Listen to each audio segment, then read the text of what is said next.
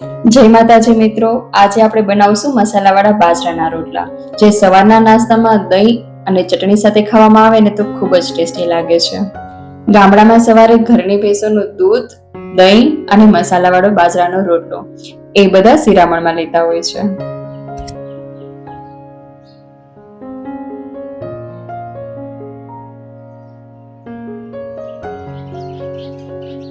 તો ચાલો બનાવીએ.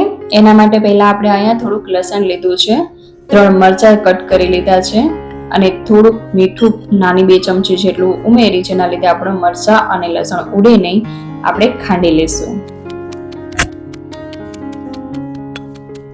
આપણે ખૂબ જ સાદી રીતે આ મસાલાવાળા રોટલા બનાવીશું, જે આપણા વડીલો પહેલા બનાવતા ને એ રીતે.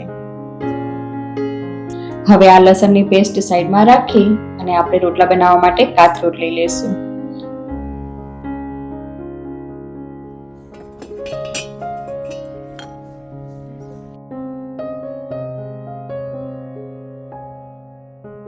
હવે આપણે અહીંયા વાટકી 1 પાણી લઈશું. લસણ મરચાંની જે પેસ્ટ બનાવી હતી એ ચમચી 1 ઉમેરશું.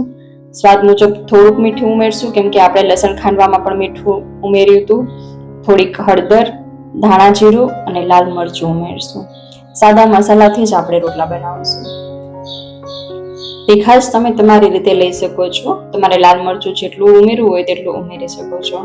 હવે આપણે અહીંયા પાણીમાં બધું મિક્સ કરીને બાજરાનો લોટ ચાળી લઈશું. લોટ હંમેશા ચાળીને જ ઉપયોગમાં લેવાનો છે.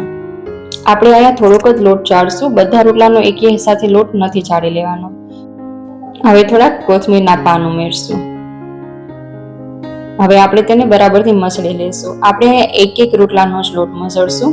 જો વધારે એકી સાથે લોટ બાંધીને રાખી દે ને તો લોટ સુકાઈ જાય છે. રોટલા બધા બનાવીએ તો સારા નથી બનતા, એટલે આપણે થોડો થોડો લોટ બાંધીને જ રોટલા બનાવીશું.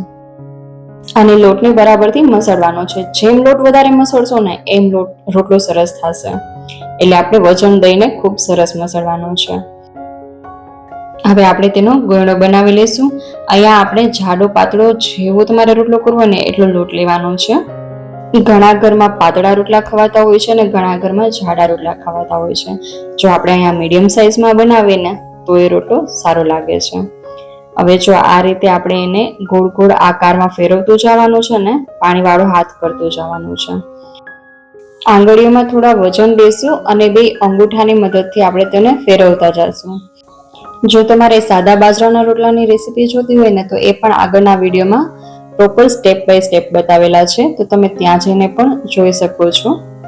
હવે અહીંયા આપણે પાણીવાળો હાથ કરતા જઈશું અને કિનારીઓમાં લગાવતા જઈશું પાણી. કિનારીમાં પાણી લગાવતા જશું ને તો રોટલો આપણો જરા પણ ફાટશે નહીં. હવે આપણે હથેળીની મદદથી રોટલો ટીપશું. અંગૂઠાની નીચેનો ભાગ છે ને તેમાં વજન આપવાનો છે અને આંગળીઓથી ફક્ત આપણે ફેરવતું જવાનું છે રોટલાનો. આંગળીઓમાં વજન નથી આપવાનું. આ રીતે અંગૂઠાથી નીચેના ભાગમાં આપણે ટીપશું અને આંગળીથી ફેરવતા જશું, એટલે રોટલાનો આપણો શેપ છે એવો ને એવો રહેશે, ગોળ જ રહેશે. આકાર બદલશે નહીં, ફક્ત ખાલી રોટલો આપણો મોટો થતો જશે. લોટ બરાબરથી મસળી લઈએ અને કિનારી પાણીવાળી કરતા જાય અને ટીપવામાં ધ્યાન આપીએ આપણે, તો રોટલો એકદમ પરફેક્ટ ગોળ અને ફૂલેલો બનીને તૈયાર થાય છે આપણો. જો કેટલું સરસ લાગે છે. હવે આપણે તેને પકાવી લઈશું. અહીંયા આપણે તાવડીનો ઉપયોગ નથી કરવાનો, લોઢીનો જ ઉપયોગ કરવાનો છે. હવે આપણે અહીંયા રોટલા ઉપર તેલ લગાવી દઈશું. અહીંયા તમે ઘીનો પણ ઉપયોગ કરી શકો છો. અને હા, જો તમે ગેસ ઉપર આ રોટલા બનાવતા હો ને તો નોનસ્ટિક તવો હોય ને તેમાં પણ તમે બહુ થોડું તેલનો ઉપયોગ કરીને રોટલા બનાવી શકો છો. જો ઘરમાં કોઈને કોલેસ્ટ્રોલની કે બીપીની કંઈ તકલીફ હોય, તેલ ઓછું ખાવાનું હોય, તો તમે એ રીતે પણ રોટલા બનાવીને આપી શકો છો. બાજરો હેલ્થ માટે ખૂબ જ સારો હોય છે. હવે આપણો અહીંયા એ રોટલો પાકે છે તે આપણે બીજા રોટલાની તૈયારી કરી લઈશું.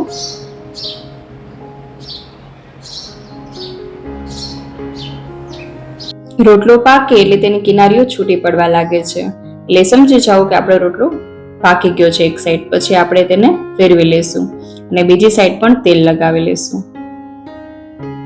જેમ રોટલો ઘડવામાં ધ્યાન રાખવું પડે ને તેમ રોટલો પકાવવામાં પણ ધ્યાન રાખવું પડે. જો કાચો આપણે ફેરવી લઈએ ને તો રોટલો સરખો પાકે નહીં. એટલે આગળની સાઈડમાં થોડીક ડિઝાઇન પડે ને એ રીતનો રોટલો હોય ને તો રોટલો સરસ પાકી પણ જાય અને દેખાવમાં પણ સારું લાગે છે. અને જ્યારે આપણે આ મસાલાવાળા રોટલા બનાવતા હોય ને ત્યારે ખાસ ધ્યાન રાખવાનું કે રોટલો બળી ન જાય.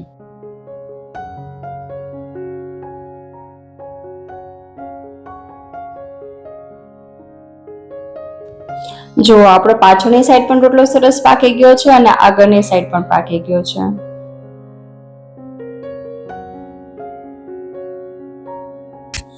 તૈયાર છે આપણો ગરમ ગરમ મસાલાવાળો બાજરાનો રોટલો.